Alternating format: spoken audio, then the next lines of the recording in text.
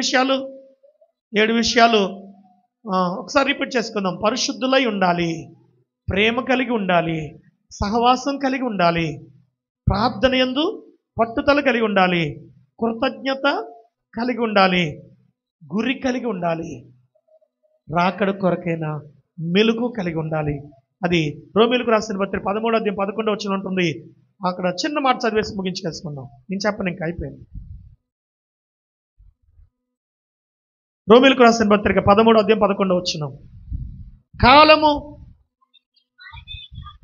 ఏ కాలం నెరగాలి? రాకడ కాలం, రాకడ సమయం నెరిగి. మీరు కాలము నెరిగి నిద్ర మేలుకొని వేళ అయినదని తెలుసుకుని అలాగు చేయుడి. మనం విశ్వాసులమైనప్పటికంటే ఇప్పుడు రక్షణ మరీ సమీపంగా ఉంది. రాకడ సమీపంగా ఉంది. మనం ఆ రాకడలో ఎత్తబడే రక్షణ సమీపంగా ఉంది అని మనం ఎల్లప్పుడూ మెలకువ కలిగి ఉండండి. దేవుడు ఈ వాక్యం ద్వారా మిమ్మల్ని దీవించి నడిపించునుగాక. మీరు బయటకు వెళితే ఏం చేయండి? ఈ 7 విషయములు మీ జీవితంలో నెరవేర్చుకునండి.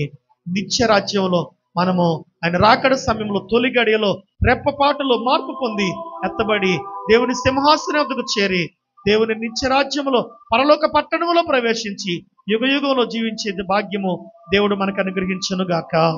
అట్టి భాగ్యము పర్ణశాల పండుగ ద్వారా మనకు అనుగ్రహించును ద్వారా అట్టి భాగ్యము